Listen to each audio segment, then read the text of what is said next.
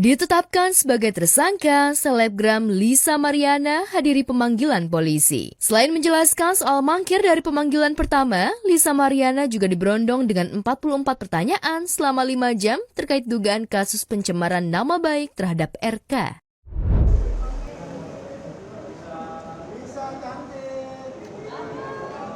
Lisa, gimana kabarnya? Udah siap mental kali, Lisa?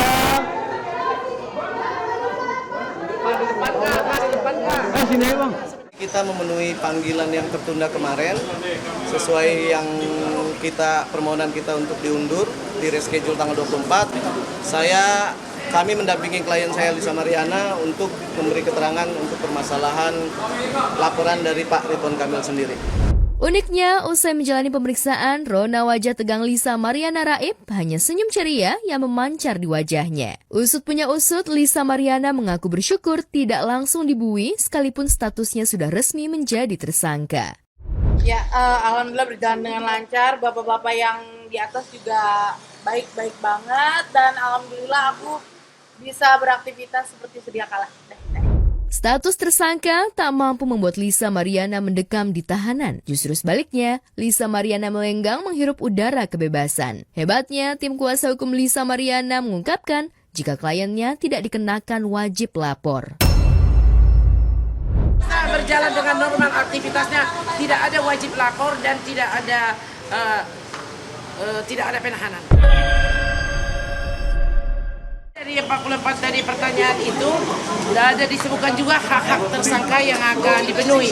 Tapi masih ada hak Lisa Mariana yang belum terpenuhi, yang belum kami terima, yaitu hasil tes DNA yang sudah tadi kami mintakan ke penyidik, dan satu lagi juga haknya untuk second opinion. Tapi itu pun sudah saya tanda tangani tadi berita acara tersebut dan semuanya nanti akan bermuara di pengadilan. Kami percaya pengadilan akan menegakkan hukum yang sebenarnya tentang ini. Terima kasih. Sebagai tersangka yang tak ditahan, Lisa memilih langsung pergi sambil tersenyum ceria daripada melanjutkan untuk memberikan keterangan. Sikap polisi terhadap Lisa Mariana tentu saja menimbulkan banyak tanya apa alasan polisi memberikan kebebasan pada tersangka pencemaran nama baik RK itu. Lalu mengapa pula Lisa Mariana sebagai tersangka tidak ada wajib lapor? Benarkah ada kesepakatan di balik penyidikan sehingga penyidik Barreskrim Polri menyebutkan jika Lisa Mariana tak cukup bukti untuk menjalani penahanan? Apa kata RK soal Lisa yang melenggang bebas sebagai tersangka? Enggak. Yang jelas kita mengikuti dan kita menghargai semua proses-proses yang sudah dijalankan oleh Cyber Bandung dan kita juga terima kasih. Ya, kedepannya kami siap untuk kooperatif dan menjalani bagaimana nanti moral perkara ini. Oh, enggak ada. Ini konteksnya hari ini adalah pemeriksaan tentang laporan Pak RK masalah pencemaran nama baik. Jadi kalau itu agak berbeda, saya nggak bisa jawab. Yang jelas semua tadi pertanyaannya lebih ke terfokus historical dari awal sampai sekarang. Ya kita mengikuti aja proses-proses nanti di Cyber Mabes ini. Ya kita akan pasti kooperatif dan ada perlu bukti yang harus kita berikan untuk penambahan. Oke, terima kasih.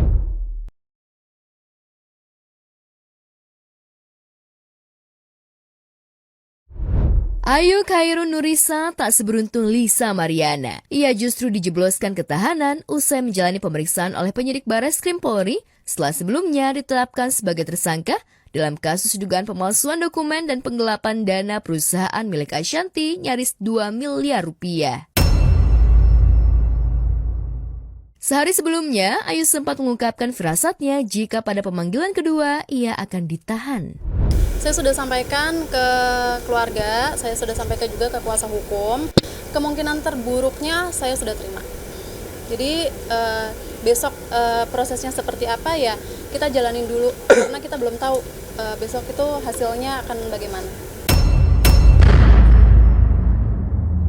Dan benar saja, hadir sekitar jam 10 siang, Ayu didampingi tim kuasa hukumnya memenuhi panggilan polisi. Setelah menjalani pemeriksaan selama 10 jam lebih, Ayu akhirnya resmi ditahan. Klien kami telah resmi ditahan di Polres Tangerang Selatan dan kami sampaikan bahwa ini adalah proses hukum yang harus kita hormati, yang harus kita hargai, dan Kemudian terkait proses laporan saudari Ayu juga baik di Polres Tangerang Selatan maupun di Polres Jakarta Selatan, kami akan kawal hingga tuntas.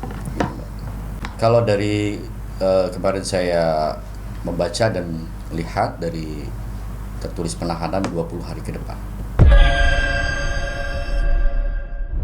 Sementara itu, tim kuasa hukum Ashanti yang mendengar penahanan Ayu merasa di atas angin sebab merasa sangat yakin jika pelaporannya sudah memenuhi unsur hukum sehingga dengan pede memastikan Ayu masuk bui. Prinsipnya kami untuk penahanan ini kami juga tahu dari teman-teman media sebenarnya dari kemarin.